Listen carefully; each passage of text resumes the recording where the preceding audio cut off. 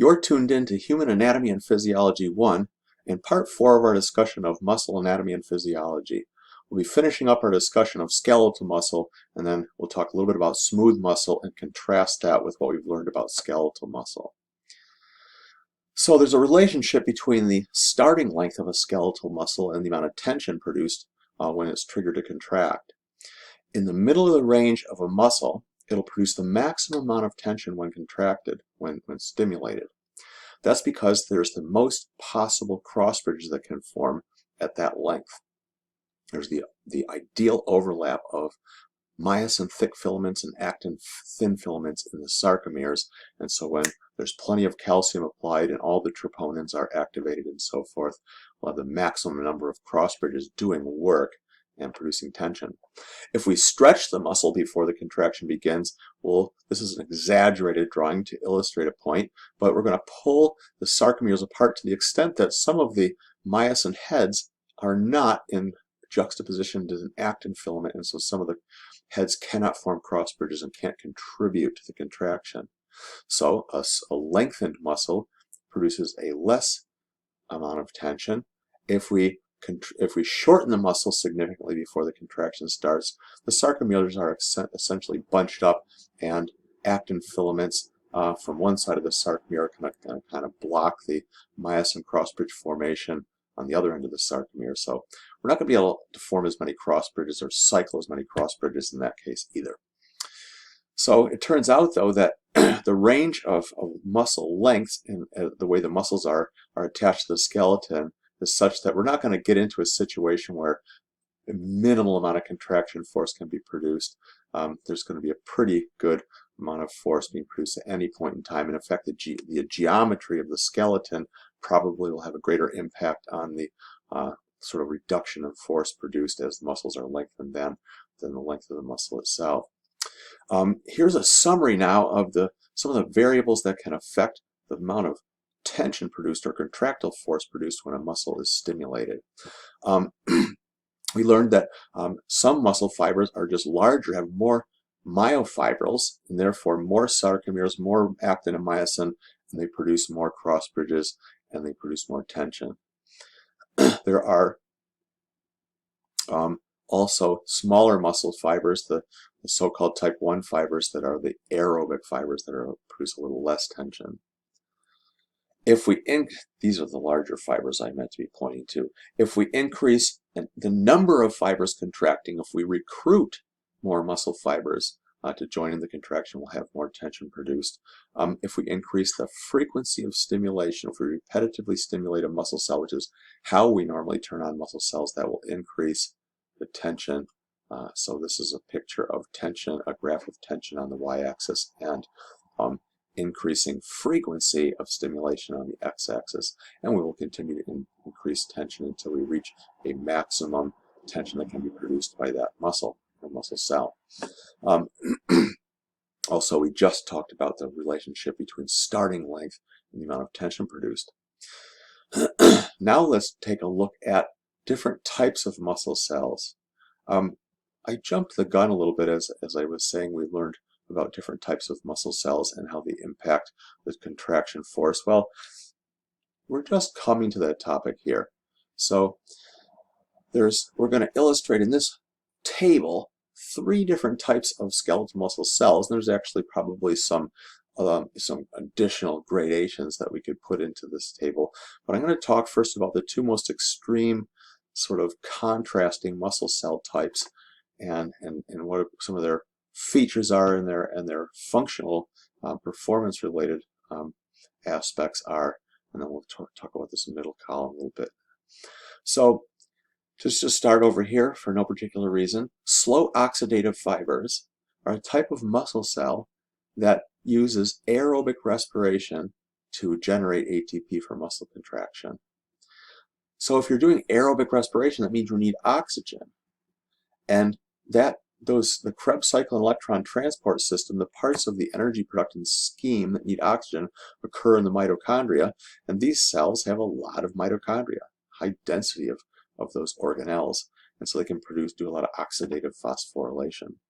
They have a lot of blood capillaries. If we were to section the tissue, stain it, and count the capillaries per muscle cell, we'd find out that there's a lot of capillaries packed into this type of muscle around these muscle cells, delivering lots of blood flow and oxygen to those cells. So that's all about the energy production. There's actually one more probably thing we should say about the energy production, and that is that the cells contain a lot of myoglobin. Hemoglobin is the red pigment in the blood that carries the oxygen. It's the location that oxygen binds to hemoglobin. And there's a similar pigmented complex in muscle cells, in this type of muscle cell, that helps grab oxygens and make them available as the muscle cells are metabolizing to keep that ready supply available to the mitochondria. So that's all about aerobic respiration. It turns out, though, also the type of myosin protein, the thick filaments in this type of muscle cell is not the same as in these fast glycolytic fibers over here. It's a different protein, so it hydrolyzes ATP more slowly, and so the cross bridges cycle more slowly, and therefore the contraction velocity is slower.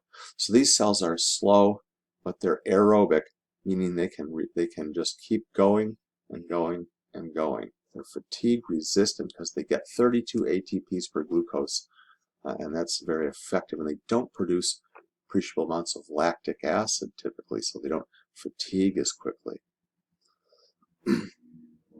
They tend to be smaller fibers.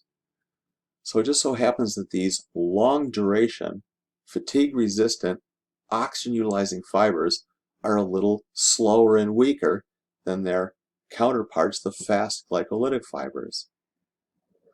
So let's take a look at those. Fast glycolytic fibers produce energy by anaerobic glycolysis. During the actual muscle contraction, they're not really worried about using oxygen or about aerobic respiration. They're just going to crank through as many cycles of glycolysis as possible in a very short period of time, utilizing a lot of glucose molecules, oxidizing them, getting 2 ATPs per glucose, and fermenting the pyruvic acid that's formed, producing lactic acid. So these guys fatigue very quickly because they pound through a lot of glucoses and have to ferment and produce lactic acid. But the fibers are large, they're strong, they produce a lot of specific tension, and they have a type of myosin that hydrolyzes ATP very quickly. And so they're fast contracting cells, they're strong cells, but they don't last very long. They fatigue quickly. They don't even have that many mitochondria or high density of blood capillaries. They'll have enough to go back and put things right at the end of their contraction period. Once they fatigue and we stop contracting them, then they'll go back and convert the lactic acid back to pyruvate and shuttle it into the mitochondria as acetyl-CoA and so forth, and get the 32 ATPs per glucose. But during the muscle contraction, they're not doing that. We're doing anaerobic glycolysis. So big, fast, strong fibers that can only last for a short time, and slow oxidative fibers, smaller, slower fibers, weaker fibers that can just keep going and going. So that informs us about something that makes perfect sense with respect to our experiences with muscle contraction and exercise activities. When we first recruit some muscle fibers to make a muscle do its thing and contract, the first motor units recruited are essentially made up of type 1 muscle fibers, the slow oxidative fibers. They're smaller, slower, and weaker, but they have the ability to contract over a long duration. As we need more tension, as we call for more tension, we begin to recruit larger motor units that have more muscle cells per motor neuron, but we're also getting into some larger muscle cells actual dimensions. We're going to start recruiting fast oxidative fibers. Those are kind of a hybrid fiber between the types we've been talking about. They undergo aerobic glycolysis and some anaerobic glycolysis, aerobic respiration and some anaerobic glycolysis. They have the fast myosin, so they're pretty quick. They're moderate in size, fairly strong, and they are intermediate in fatigue resistance. So they're more quick to fatigue than, say, type 1 slow oxidative fibers, but they're not nearly as fast fatiguing as the type 2X fast glycolytic fibers are.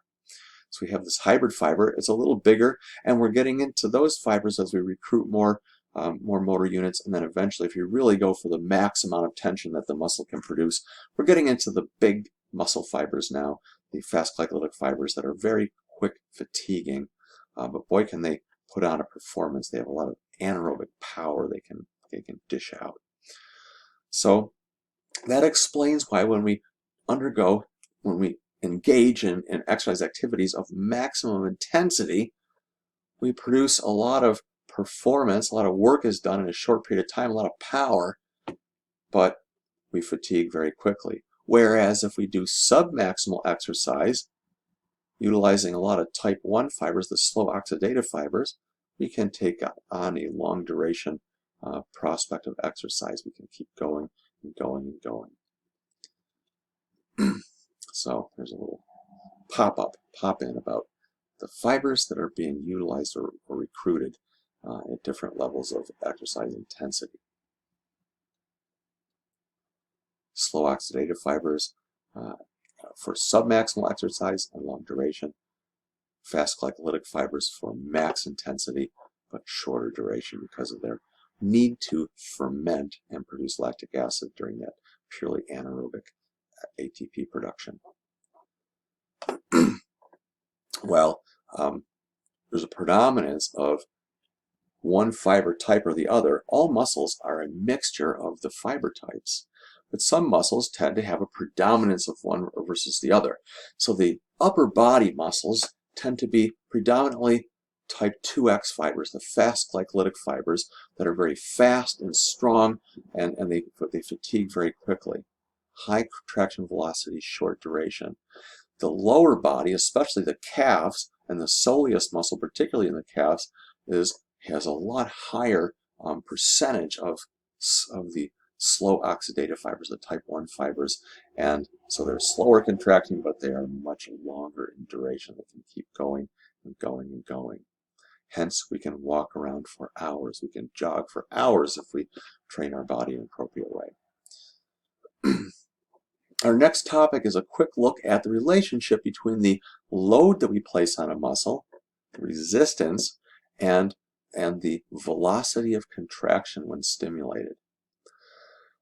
So here is a graph showing the progress of contraction and the shortening distance of a muscle with different amounts of load placed on it. If we put a light load on this muscle, over, say, 50 milliseconds of time, we'll produce a great deal of shortening. And if we add some additional load, over that same 50 milliseconds, we'll produce a less distance of shortening. So the rate of shortening, the distance per unit time, is reduced as we add more load. So that's all the velocities of each one of these situations have been plotted onto this graph, showing the relationship between velocity of shortening and load. And so starting out at a low load down here near the left-hand side of this x-axis, we get the maximum velocity of shortening. And as we add more and more load along the x-axis, we get less and less velocity of shortening.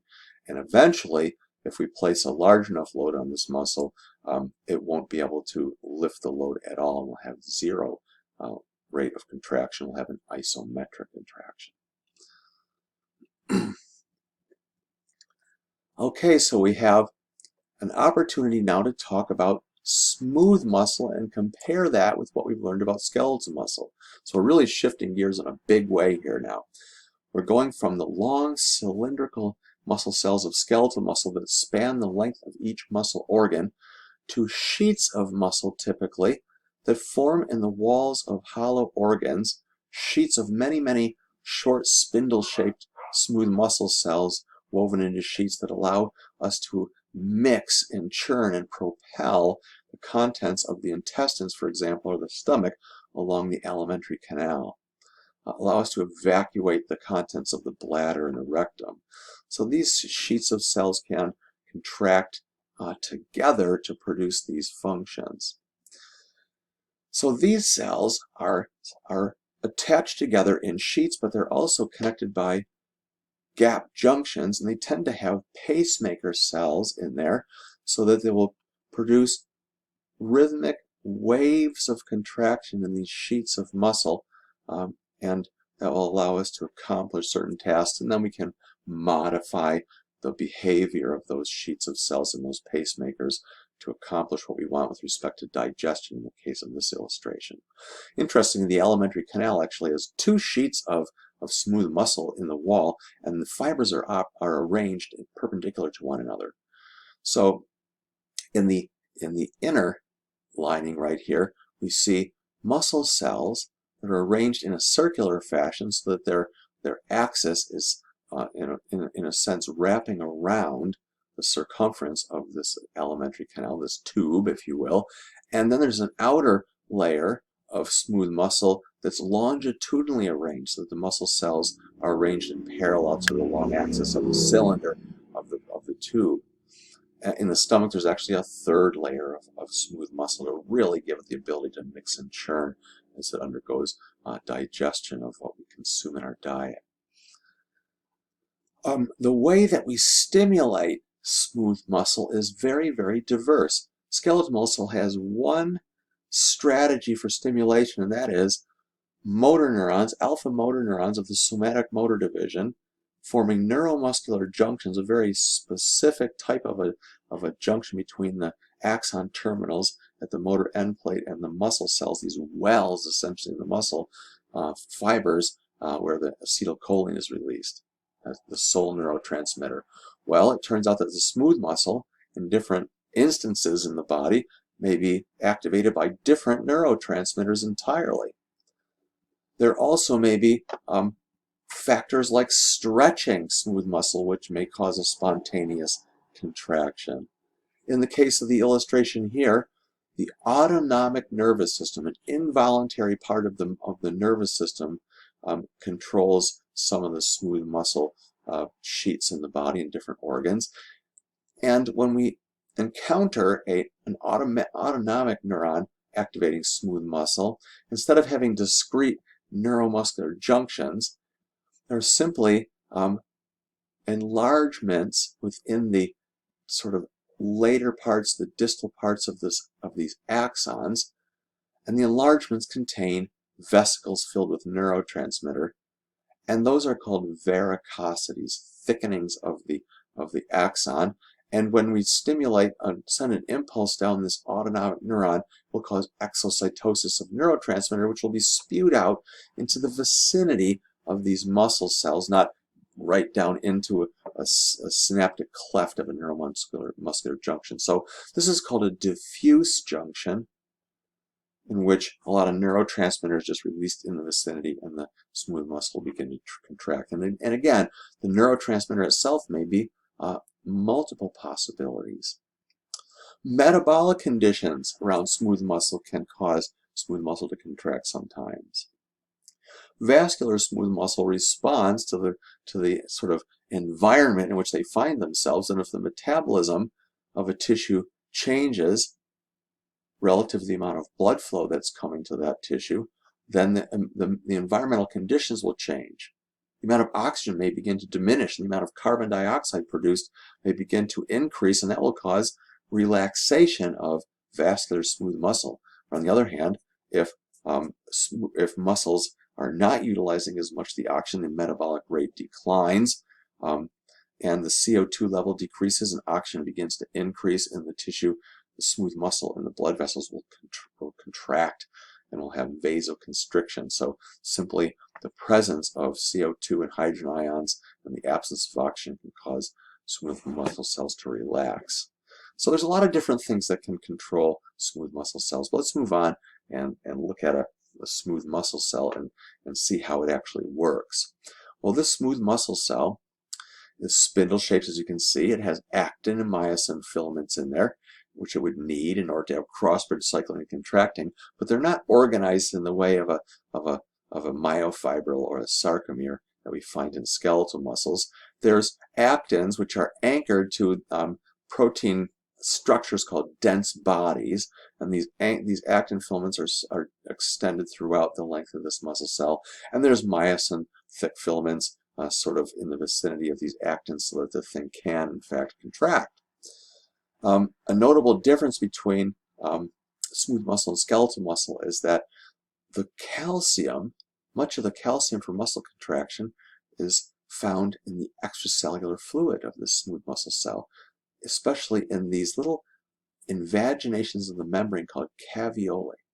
So there's little microenvironments outside of the cell where there's quite a lot of calcium residing, and when we trigger muscle contraction, calcium channels will be stimulated to open in the membrane of this muscle cell. Calcium will flood into the cytoplasm and trigger muscle contraction, but not quite the way you may think if you think about skeletal muscle. Indeed, there's gap junctions in these cells typically. These are called single unit muscle cells because they all contract together. If one muscle cell becomes stimulated, ions that have entered, calcium ions and other ions that have entered those muscle cells will travel or diffuse into this cell from its neighbor, causing this cell to depolarize, and then channels may open on the membrane and let calcium in and so forth. So smooth muscle cells usually contract in sheets or groups because of this connection between the cells by gap junctions. Once the cell contracts, it kind of corkscrews into a shorter shape through the action of the myosin and actin filaments, and we have contraction. We have a slow, weak contraction compared to skeletal muscles, but these cells can hold that position without the use of additional energy. Skeletal muscle cells, even the slow oxidative fibers, will eventually fatigue, and actually compared to smooth muscle cells, fatigue very quickly. If you, for example, put a weight, a relatively modest amount of weight in your hand, and extend your arm perpendicular to your body and just hold it out at arm's length, in relatively short order, your muscles will begin to shake that are holding that arm in the extended position, and eventually they'll fatigue and you won't be able to hold your arm up anymore. Well, a smooth muscle cell can contract to a certain dimension and then retain that position for hours at a time without the need for a lot of additional ATP. So, for example, in blood vessels, blood pressure is controlled by the degree of vasoconstriction of arterioles, these tiny arteries. How much has the smooth muscle contracted? Once we set the amount of constriction on the arterioles to set the blood pressure, those arterioles can retain that position for hours at a time without using up a lot of energy and producing a lot of heat. So that's a pretty magic property of smooth muscle cells. Sure, they're weaker and slower, but they can just hold without using a lot of energy. Finally, let's look at excitation contraction coupling. How do smooth muscle cells actually go from resting to the active state, and what's the role of calcium in these cells in controlling contraction? Calcium is the ions are the switch that triggers muscle contraction. In skeletal muscle, it binds to troponin, moves the tropomyosin, and cross bridges can cycle. Let's look at what happens in a smooth muscle cell. We have a lot of the calcium coming from outside the cell through channels in the cell membrane that open upon stimulation. So we have calcium arriving in the cytoplasm. There are some channels in the sarcoplasmic reticulum that also contribute to the cytoplasmic calcium in smooth muscle cells. The calcium binds not to troponin. There's no troponin present. It binds to a protein called calmodulin, for short for calcium modulated protein, meaning calcium controlled protein.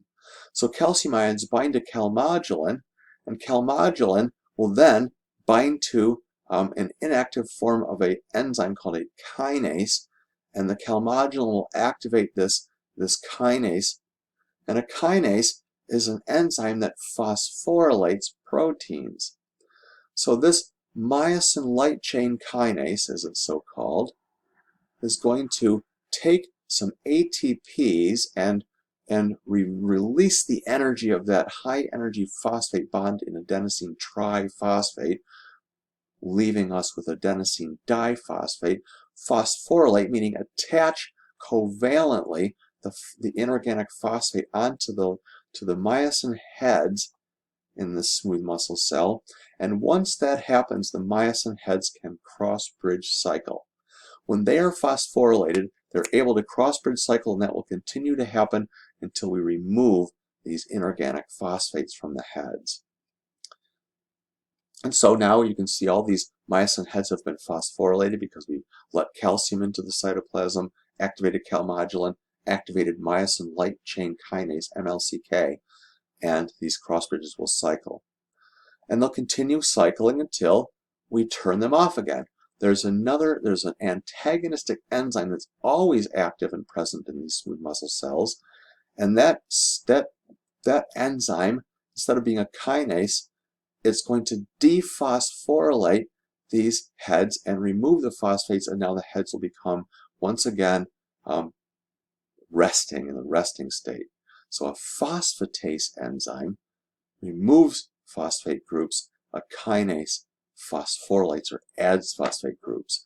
So when we want to contract the muscle, we just overwhelm the phosphatase with lots of active myosin light chain kinase, phosphorylates the heads, they contract, and then when we're happy with the amount of contraction, then we can shut off the myosin light chain kinase by letting the calcium be pumped back out of the cells, back into the sarcoplasmic reticulum, and the phosphatase that's always active will remove these phosphates and we'll have a resting state. But remember, smooth muscle cells can hold their length even if we stop that contraction process and won't need additional ATPs to be involved. Cool. So we have our three different muscle types. We have skeletal muscles, which we've examined in great detail.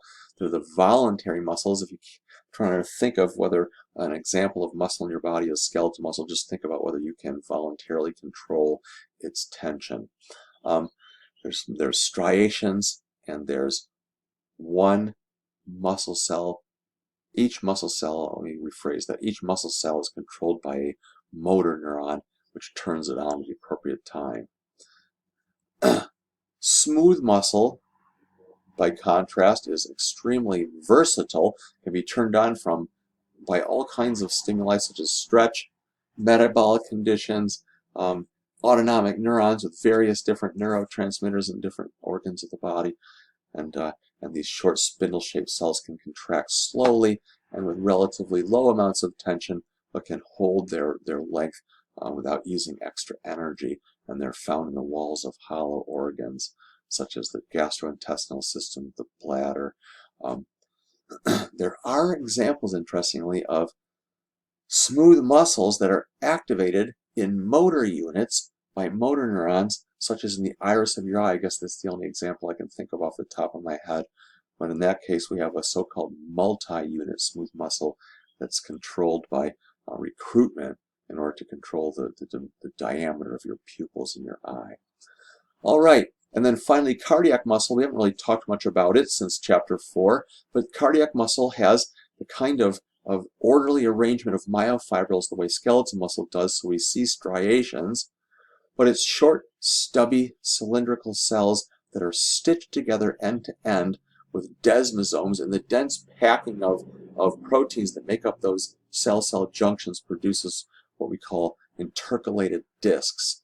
There's just a dense packing of desmosomes so that the cells can be just firmly anchored together, and we can form sort of loops of cardiac muscle cells that encircle the chambers, the hollow chambers of the heart, and allow us to contract those and squeeze the blood out. These cells are also branched, and so we see some branching happening here. And the intercalated discs also, like in smooth muscle, contain gap junctions, so that if we were to stimulate one muscle cell in the heart, the action potential produced would let calcium into the cytoplasm, causing contraction, but it would also spread the action potential from cell to cell to cell throughout the entire heart. So the whole heart rests, and when we trigger a contraction in some cells, it spreads to all the heart cells. The whole thing contracts as a unit, and then it relaxes. So we'll come back and talk about the heart a lot more in chapter 18. So that will do it for our discussion of the three types of muscle tissue. I should mention before we go that there are some anomalies of muscle development some diseases that are essentially congenital diseases, various forms of muscular dystrophy in which the muscle cells, cytoskeleton, are not perfectly developed and some problems arise. Duchenne muscular dystrophy is a homeostatic imbalance in which there's a cytoskeletal protein called dystrophin, which is absent or mutated, so that when the muscles are called upon to contract in infancy and in childhood, there's tearing and damage to the muscle cells, and then inflammation and healing and repetitive bouts of contraction, damage, inflammation, and healing leads to scarring and weakening of the muscle. So it's a progressive degenerative muscle disease that eventually leads to death. It's a disease that takes its toll in mortality on children at a very young age. So Duchenne muscular dystrophy. So that's there are a number, though, of different types of muscular dystrophies that affect muscles in different regions of the body at different ages during life. And so I just wanted to bring up that topic before we leave the subject of muscles alone.